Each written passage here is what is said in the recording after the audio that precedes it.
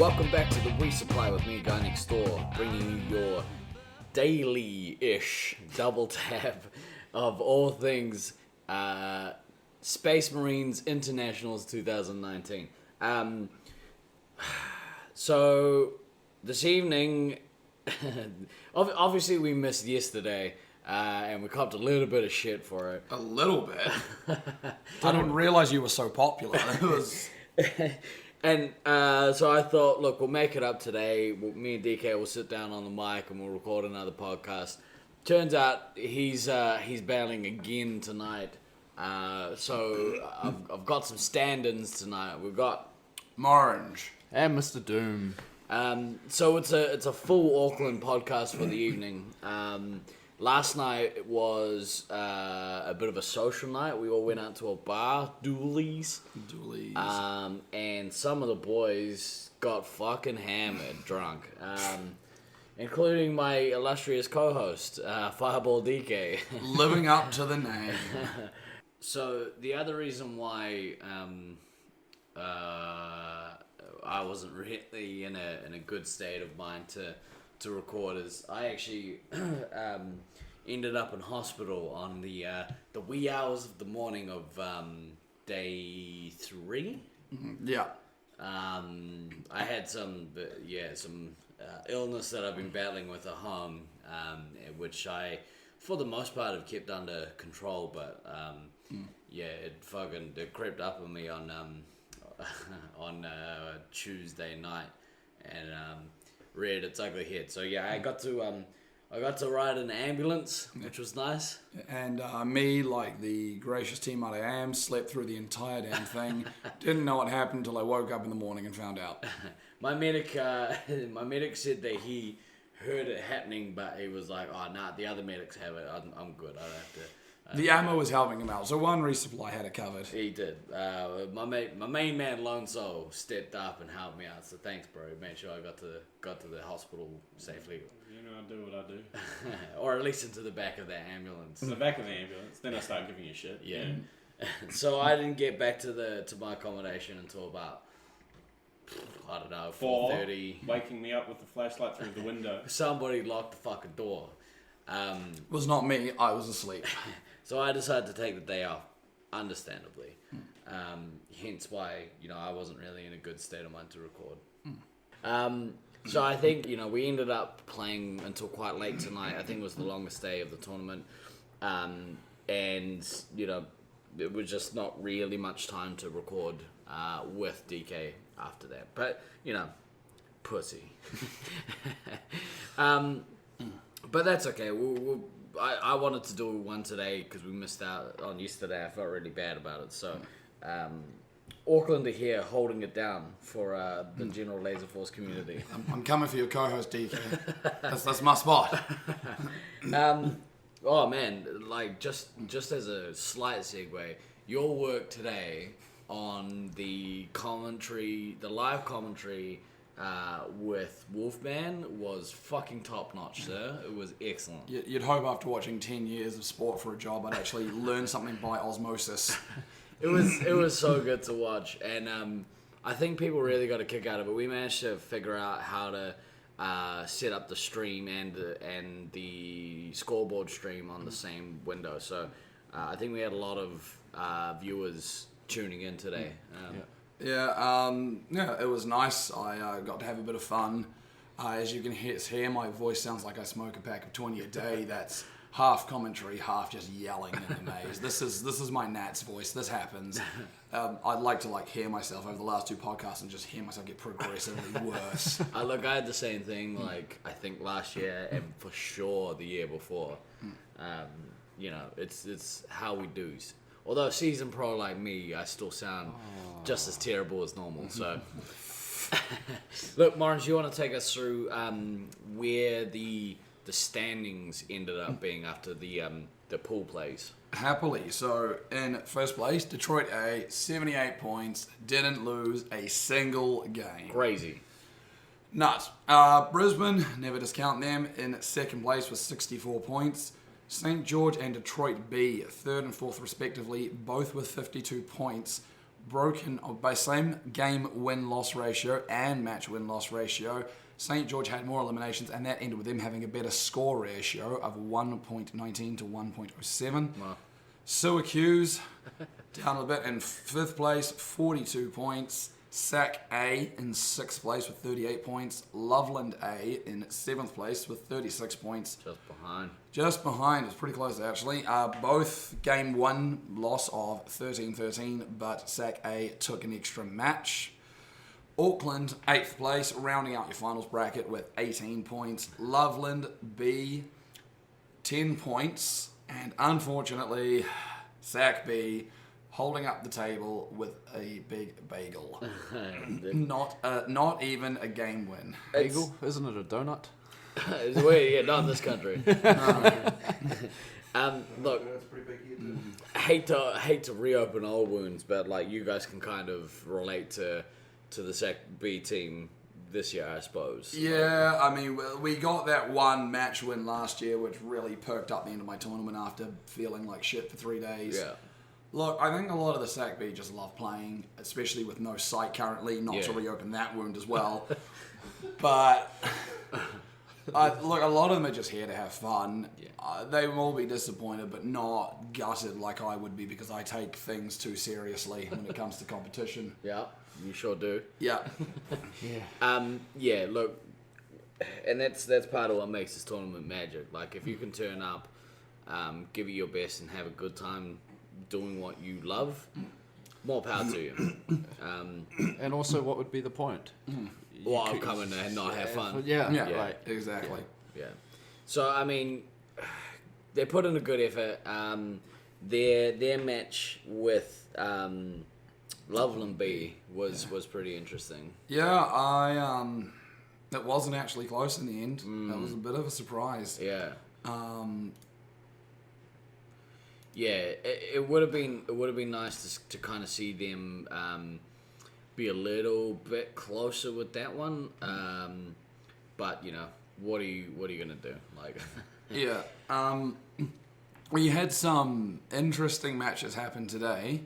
So Loveland B took out points from Loveland A with a game and match win with a score differential of 220. that's pretty awesome. That is not the only time we'll be saying something like that tonight. Stay tuned. It's a tease. That's in the business what we call a tease. Look, what was some of your favorite matches today? Like, you got to watch quite a few and commentate on them, so. Yeah, I mean, a lot of that more came down to finals time, which we'll get to in a sec. That was interesting, that game in particular, if only because it's the only time a B team beat an A team. Yeah. All this tournament. Loveland, you know, earlier in the tournament, Loveland A, they didn't want to just pummel the B team into the ground and ruin their confidence, so they switched around positions, had a little fun, dicked around a bit. This game, they won the first game, and then they tried an interesting strategy for game 2. They took something from the Wall of Taipan. The Book of Taipan, and another brick in the wall strategy. Well, they claim it was a totem pole, right? It was a hybrid, I think. Yeah. Well, somebody told me that it was supposed to be a totem pole, but like they didn't know how to do it. It ended up being terrible. Was that DK? I'm pretty sure it was DK. Yeah, I think DK said that, yeah. DK lives on in this podcast even when he's not here. So the two B teams, I think that match there, match 23. Yeah, that was a 5,500 points differential in the end. First game, they only won by that's 500 points. Yeah, that was tight, and pretty then close. Yeah, second game they came back and beat them by about 4.5, 5, which is And Loveland B managed to 6-0 them, so. Yeah, you can't argue with a 6-0. Which just goes to show their improvement over the week. Yeah, I think so. It's a shame they couldn't take that first game, because that's a pretty close score, but what are you going to do? There's always next year in Auckland. So. I think the most pleasing thing, especially for Sergeant Tucker, because he took this leader of the B team role a bit, quite seriously. And Which is good. Yeah, he was bringing these guys here to train them, to try and have them a good time, and they'll feel a lot more spirits pumped going into, well, not going into finals, going back to their centre, playing more. Generally, as you've said, people get better after Nats. Yeah, and I hope that they can take the experience back and learn from it, because that's probably one of the more important things, especially if you've had a poor tournament or an average tournament, but you're able to take the skills that you've learned from nationals back to improve your game at your home site and continue to build on those skills. It's so important. Like, And that's the only way you get better. There's some talent in that team. Ivy there's a particular pain in the butt when you're trying to play on the field. She's good. Goldfish? Oh, no, Ivy. Oh, right. Well, I mean, Goldfish is good as well, yeah. I know. I think Ivy personally gave me more trouble. So, Right. in terms of other games from today, a lot of it was shuffling that 3 to 6, 7 bracket. The last match of the day was it was the fight for 8th place. It was us, Auckland v Loveland B. Made more interesting by Loveland A's interesting earlier experiments. Only 2 competition points separated us going into it, and it was an 18,000 point score differential over 2 games, so it wasn't as close as probably the neutral viewer might have hoped. Yeah. It was actually pretty tough being in that game. Like, they gave us a decent run in the first game. The second game, they came out, they wanted to play a fun game, and especially me and you being as mental as we are, like, it's kind of hard for us to take our foot off the gas. No, there's no doing that. No, yeah. Well, they actually scored almost 3,000 more points in the second game, so apparently having fun is the secret to their success. They actually went in with ninja masks on, which was kind of cool. Yeah. One of them was like glowing neon as well, which was kind of half hilarious, and I'm kind of like, alright. It was trippy though, like, without seeing people's faces, it's so hard to tell who the 3 hits are. Yeah, it's like someone's down somewhere. There's a guy, I think, here. One of them. Yeah. There's a 3 hit. Come No and- idea. Yeah, come and shoot then. Yeah. But actually, probably like one of my highlight. What was kind of a highlight? So we almost took points off Loveland A in our second to last match of the day. They smoked us in the first game, which was disappointing. Yeah. But we came out and gave them a pretty good run in the second. I thought it was actually closer than it ended up being, but It's 1,800. But yeah. But we tried who was the team we tried the different strategy with? Was it them? Yeah, It was it them. was. That's Yeah. that's the game where we closed. So Right. a couple of 100 points though. But they managed to absorb the pressure we put on them, and they threw it right back on us. So that was a really intense game. Yeah.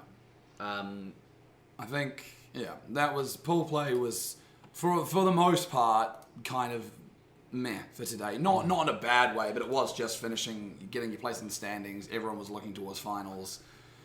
Yeah, and that's probably a good jumping in point to get into finals. So, who give us a quick rundown of who's actually in the finals and how it's kind of working.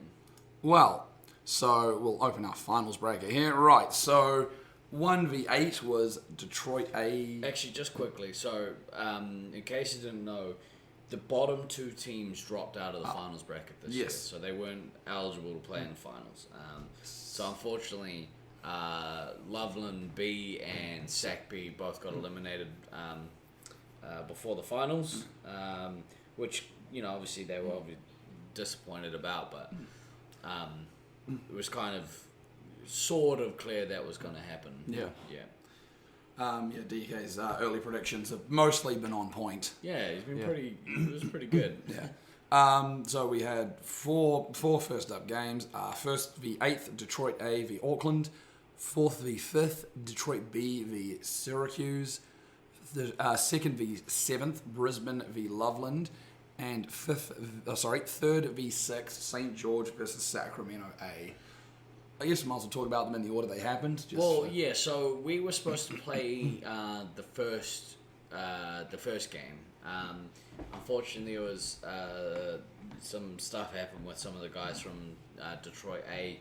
They weren't able to be at the site, and so we had a captain's meeting and agreed to push our match with them to the very end of the night. So the boys could come back and play in the games. Yeah, give them the time. Yep. Yeah. So we'll save that one for last. So, yeah, first up was Detroit B versus Syracuse. So a little bit of a, not really an upset. So 4v5, there was, Detroit were at the 4th seed, but at that close range, there's no, true 100% favourite. People would have probably backed Detroit B because, well, home side. I mean, yes and no. Like Wolfman, I think, said on the stream today, Detroit have a long-standing rivalry with the guys in Syracuse because that's relatively close together, and they both have a large contingent of competitive players. So, I would have thought that the Detroit B guys would have been aching to take this match from them, but. Yeah, the first game was close. Very close. It was about, I'm just trying to do some quick maths, 1,400 points in it. Syracuse took it out. And after the game, that was them playing green side. After the game, Abby proudly said that red was their better side. And that proved to be true, taking the second game by about 6,200 with an overall score differential of 7,621. So they won pretty comfortably that second game. Yeah. I think they switched up a little thing. They moved Abby into ammo and put Black Hammer into medic just for his extra speed to get out of dodge a bit faster. The medics, I think the first game, the medics died out basically both at the same time, a minute from the end. I'm not even sure if they died out in the second. Right. But it was closely fought, and Syracuse kind of pulled away at the end. But, that was tight. And I think Detroit B will be upset. Well, not upset, sorry. They'll be disappointed. Yeah, but to be fair, they've actually, I think they've surpassed a lot of people's expectations for the tournament. When you get even a home side B team, the expectation is that they're going to struggle. But, some of the guys on that team have been absolutely killing it. Spooky's had a pretty good tournament. Penalties aside aside. penalties. But he's been scoring really well, and it sort of set the others up to kind of follow suit. They also had a sub change. They didn't change positions, but second game, Crystal Camp came in for D-Rock. Didn't really help them out as much, unfortunately. You think sometimes put in fresh blood. But for Syracuse, Beans played both games as a scout, and he did some damage. Which is crazy because he, yesterday he messed his leg up pretty badly. He during a game stood on Assassin's foot and ended up rolling his ankle really badly. So he was out of action for most, a good portion of yesterday, and. Was hobbling around at the bar last night, so it was good to see him up and about today. I think that moves on to the second match we had, St. George v Sacramento A, and what was easily the story of the day for mine. Yeah. That first game, St. George had an interesting configuration to their team. Sac A, so DK has been switched into Commander and Odin into Heavy, and they played that for a game or so going into finals, and that seems to be what they're sticking with. St. George had a very interesting move around for that first game. So Inferno, who's been playing Commander for a lot of the tournament, was moved into Ammo, off the wall into Medic, Ace Knight into Scout, Tandor into Heavy, and Thunder into Commander. So this game only ended up being at 2,400 odd points. But that doesn't really tell the story of the game well, because St. George were behind for a very long time. it took a late fight back to make this game interesting going into the second leg. And the second leg, they were even another change up in St. George's lineup. So this time, Thunder went back to his standard position of heavy, and Tandor, who has been killing it as a scout, played commander and proceeded to kill it as a commander. Yeah, it's interesting. Like I was really confused when we saw the changes. Like, seeing Thunder out as not the heavy, like, was a little confusing to me because he's such a good heavy. But I mean, they were saying that he can basically play every position well. So, but yeah, I would have thought that his strongest role would be in that heavy role. So with this, St. George ended up winning the second game, and only 2 Sacramento players alive, with 3 lives for DK and 2 lives for Nimitz, avoiding the Elam. And after a long waiting period of uploading stats, checking penalties, and having lots of updates that were not always official, we got an official word. Sacramento A won by 59 points. That's insane, man. And it's funny because, like Sacramento, like Nimitz from Sacramento missed a gen in the first match. Sorry, in the first game, and we were out in the foyer just going, "How do you guys keep letting this happen?" That last 90 seconds was hectic. Yeah. DK's gonna pop a vein in his head every time someone misses a base, like for the rest of his life. It's crazy. Like the bases are there, folks. It's I wouldn't say easy to get the bases in this maze, but you've got to get them. Well, the voiceover in every laser tag arena says, "Don't forget your targets." Yeah, so that match was awesome to watch live, and awesomely commentated by the boys. So I think there were lots of hugs, a massive group hug when it was an official result. Everyone was on edge. That's what this shit's all about. true story. Yeah, I got some photos of that too.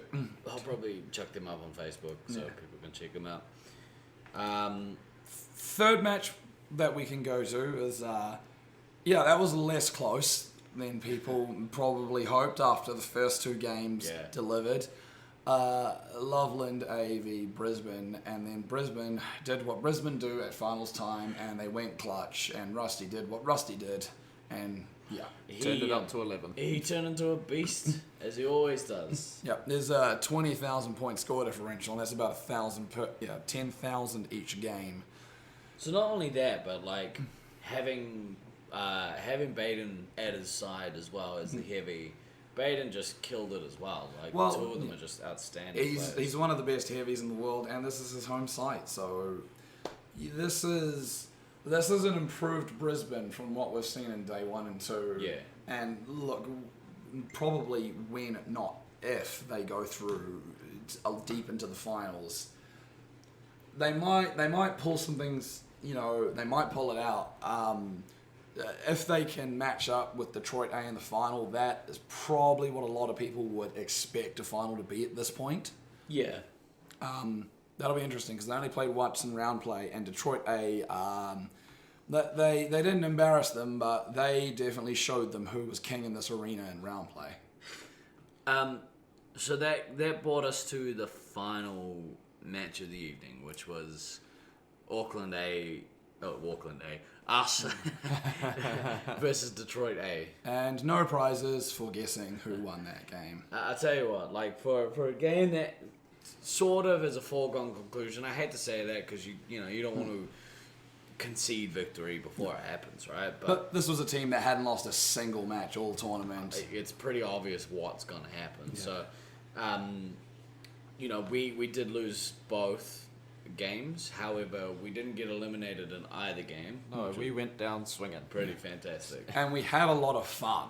Yeah. That's probably one of the funnest games, or funnest 2 games I think I've had so far this tournament. Because Detroit A also took it not lightly. They didn't pull back, but they were in light spirits. They were throwing jokes with us as well. Exactly, and there's nothing quite like joking around with your opposition in the arena. It's so funny when it happens. At one point, my resupplier in the back green ramp calling out to Wolfman, Wolfie, over and over. And I'm sitting on a corner calling out to Andy. So yeah, it was a pretty fucking funny game, man. I was at the other end of the maze getting pinged by both three heads when that happened, but good fun. Yeah, less fun, but Less fun.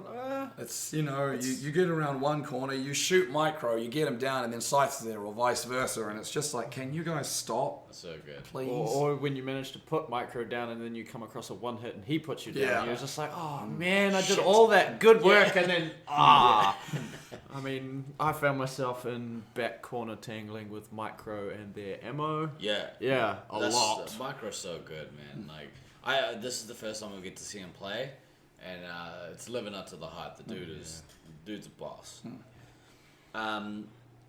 So, yeah, where does that leave us with how tomorrow's sort of looking?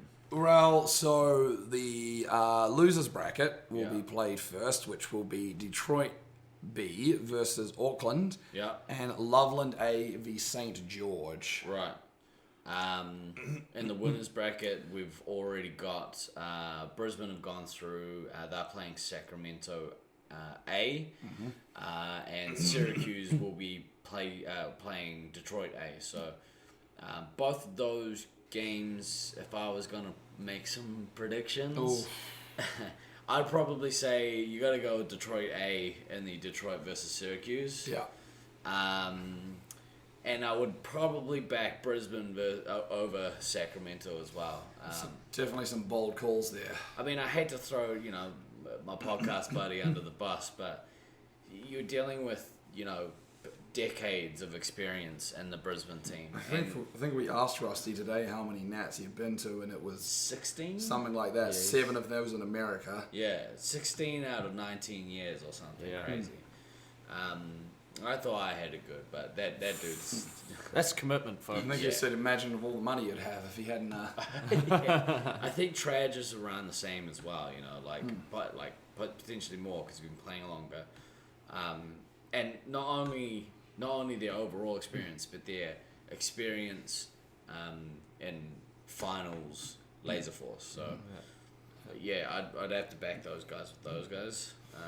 In that match. For the losers bracket, St. George, look, it is a bit of a surprise that they didn't go through. They've been a pretty solid, reliable team. They have great team chemistry. I don't think I've seen any of them get angry. I don't even know if Thunder knows how to get angry. He gets mildly annoyed. Yeah. And you can tell he goes, "Oh gosh, gee whiz." We love you. Loveland A started the tournament well, and there's been a bit of tinkering, but they might come back, but I would personally back St. George. Yeah, I probably would too. And it's nothing against Loveland, because I think they're a good team. But St. George are a little more experienced. And with Thunder and Tandor, It's a terrible twosome. it's hard to kind of. That being said, Slaughtermelon and the Fair Turkey, both of them are talented players. Yeah. So, that one's going to be a good one to watch. And the last game of the losers bracket, well, of the two, Auckland versus Detroit B, and I'm gonna back Auckland. Yeah, I'm going to have to go with Auckland on this one. Ron, what do you reckon? Unbiased opinion, we'll go with Auckland. This is a podcast full of unbiased opinions. And we don't fact check. No, we don't fact check. Except for that one time. Yeah, the one time that Steve's wrong. Fuck bullshit. Look, we'll see how that one plays out tomorrow. I'm looking forward to that game, actually. Detroit B have played amazing all tournament. We got to play them once during the rounds. I can't remember now how those games went. Well, we lost one by 100 points. We lost the first game by 100 points. That's right. It was the tightest finish we've had, and I think the second game we lost by about 6,000. Yeah, they smoked us in the second. I think we have gotten a lot better since Tuesday. We got a decent feel for the maze. But with that being said, I think that I think the boys are up for that game, so we definitely have our hands filled with those guys. Yeah. And them likewise with us. Yeah. Hopefully we can give them a bit of a run for their money, because it's always nice to be the underdog and make the upset happen. And if you want to follow how this goes tomorrow, there will be a live stream with some two interesting commentators. Apart from my games, I'll be sitting in that chair the whole time because I had a blast doing that today. It was so much fun, man. Like, just to sit there and watch you guys kind of work together, like you bounced off each other like actual commentators. Yep. I'd hope to have Wolfman in the chair with me for a lot of the day, but he is a Detroit A player, so there is times that he's going to actually have to go and play some laser tag. Yeah, I might have to try and fill his shoes as our producer of the producer of the live stream. That's typical producer. Chucks himself in the talent role when they can't find anyone. Yeah. Look, it's going to be a fun day tomorrow. It's the last day of the 2019 internationals. I love this game. Which is why I've been playing for as long as I have and coming to these tournaments. So spending money and traveling, and it's a blast. Oh, it's so much fun. The people that you meet and the friendships that you make this whole trip kind of worth it. So it'll be a fun day tomorrow. It'll be filled with lots of commentary. We'll look to do one last podcast before we go and get on the piss. Yep. It's definitely not after. Maybe we'll do one in the car ride to the bar. What, kind of like your one at Cedar Point? Yeah, it was yeah. about 30 seconds. Oh, if it was that. Yeah. The Drunk with Power podcast. That was a quality podcast, that one. Look, was there anything else that you guys wanted to touch on before we finish up? I think we've covered everything adequately. Ron, you got Agreed. anything else? No, it's about about it. Yeah. It's another tough day, and hopefully finish it off fishing tomorrow. off with an even more high. And I'm looking forward to going back to my Cairo when I get back to New Zealand and him looking at me with a stern look on his face. Who's that? My Cairo. Oh, really? What have you been doing all week? Oh, no, he knows. Last year I went to him after being in Brisbane and he was like, what have you done? Your back's actually literally broken in 3 places. those damn low walls. And I see my Cairo usually like once every 6 weeks and he goes, so can you come back next week? I'm going to fix some stuff. All right, well, look, for day 4 on the eve of the finals, I have been Guy Next Door. And I've been Morange. and I've been Mr. Doom. Always remember to backtrack, kids. We will see you tomorrow with the last podcast of this internationals. Peace. Peace. Peace.